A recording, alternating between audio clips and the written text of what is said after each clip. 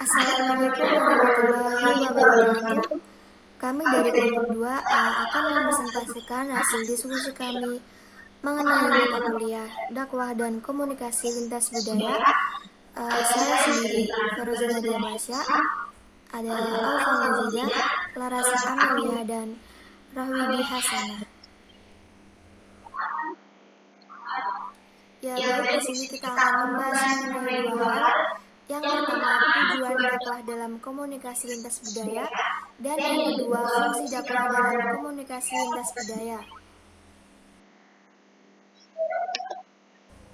Sebelum kita masuk pada pembahasan tujuan dakwah dalam komunikasi lintas budaya, kita akan membahas terlebih dahulu mengenai tujuan dakwah secara umum, yaitu menegakkan agama Allah Subhanahu wa Ta'ala di muka bumi ini dan mengislamkan kehidupan, baik kehidupan individu maupun masyarakat, sehingga tercapai individu yang bertauhid, yang diwujudkan dalam ketakwaan, sehingga tercapai kehidupan yang penuh dengan keberkahan.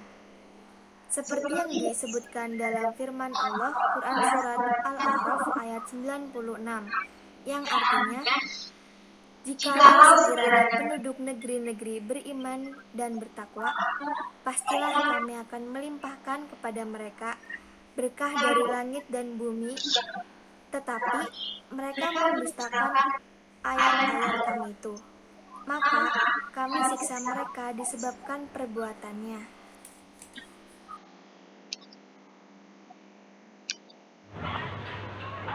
Tujuan dakwah mengajak orang-orang non-Islam untuk memeluk ajaran Islam. Mengajak umat manusia, meliputi orang mukmin maupun orang kafir atau musyrik, kepada jalan yang benar agar dapat hidup sejahtera di dunia maupun di akhirat. Mengajak umat Islam untuk selalu meningkatkan takwanya kepada Allah Subhanahu wa Ta'ala, mendidik dan mengajar anak-anak agar tidak menyimpang dari fitrahnya. Menyelesaikan dan memecahkan persoalan-persoalan yang gawat yang meminta segera penyelesaian dan pemecahan. Menyelesaikan dan memecahkan persoalan-persoalan yang terjadi sewaktu-waktu dalam masyarakat. Proses pelaksanaan dakwah adalah keridhaan Allah Subhanahu wa Ta'ala, di mana objek dakwah tidak hanya terbatas kepada umat Islam saja, tetapi semua manusia, bahkan untuk semua alam. B. Meningkatkan kualitas iman Islam dan ihsan kaum muslimin sehingga menjadikannya orang-orang yang mengamalkan Islam secara keseluruhan. C. Menyebarkan kebaikan, amar ma'ruf, dan mencegah kemaksiatan nahi munkar.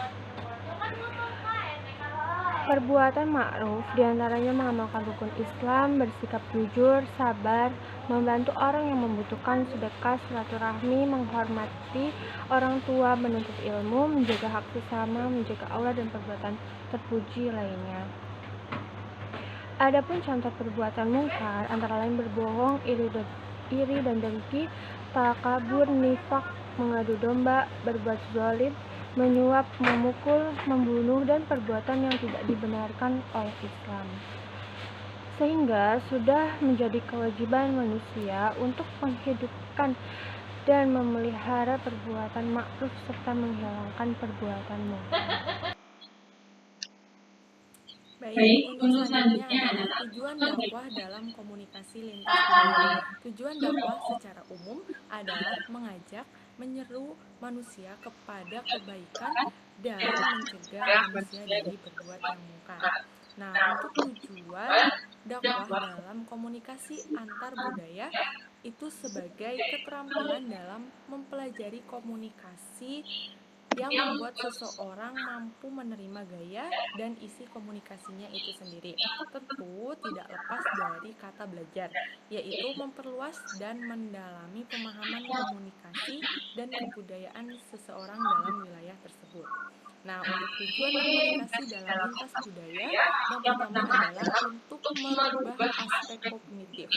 Dari yang tidak tahu menjadi tahu, dari yang kurang ilmu menjadi banyak ilmu. Yang kedua yaitu perubahan pada aspek sikap. Dari sikap acuh dan tidak apresiatif menjadi lebih perhatian pada nilai-nilai ajaran agama yang telah didakwahkan. Yang ketiga, yaitu ada perubahan pada aspek ponasi. Contohnya itu seperti dari tidak melakukan menjadi tekun mempraktikkan apa yang disampaikan kepadanya. Nah, itu adalah tujuan dakwah dalam komunikasi lintas budaya. Oke, yang selanjutnya yaitu mengenai fungsi dakwah dalam komunikasi lintas budaya. Di sini saya mengambil 3 poin. Yang pertama yaitu membangun peradaban manusia yang sesuai dengan ajaran agama Islam. Sasaran dakwah itu tidak hanya mengenai individu saja, tetapi kita juga harus mengenai pada sebuah masyarakat, di mana masyarakat itu terwujud karena adanya hubungan rohaniah yang didasarkan oleh bahasa.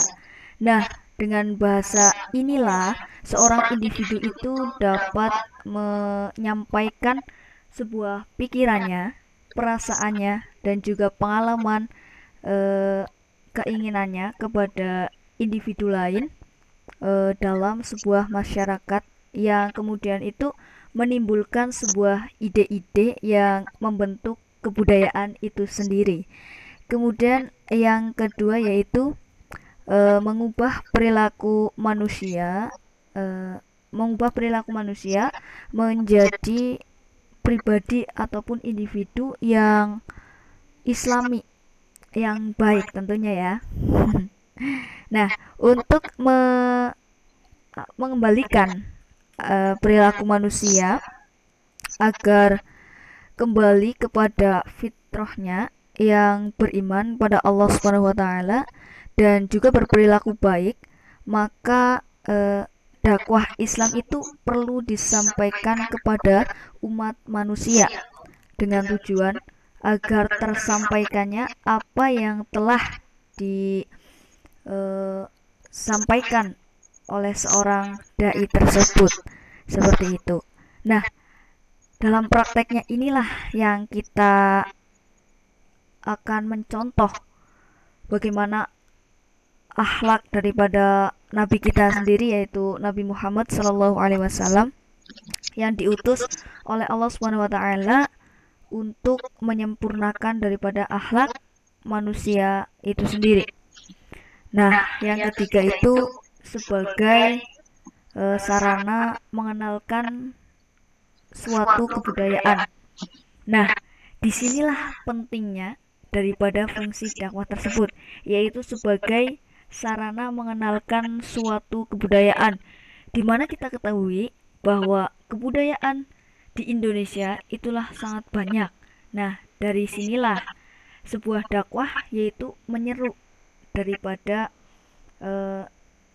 yang dilakukan oleh seorang dai, di mana pentingnya dakwah di sini yaitu tidak hanya sekedar menyampaikan tentang ajaran-ajaran Islam saja, tapi tentang kebudayaan yang kita ketahui di seluruh penjuru Indonesia. Nah, disitulah kita dapat mengenalkan bagaimana sih kebudayaan-kebudayaan lain yang ada di seluruh penjuru Indonesia. Seperti itu. Terima kasih. Kurang lebihnya saya mohon maaf. Sekian dari kelompok kami. Assalamualaikum warahmatullahi wabarakatuh.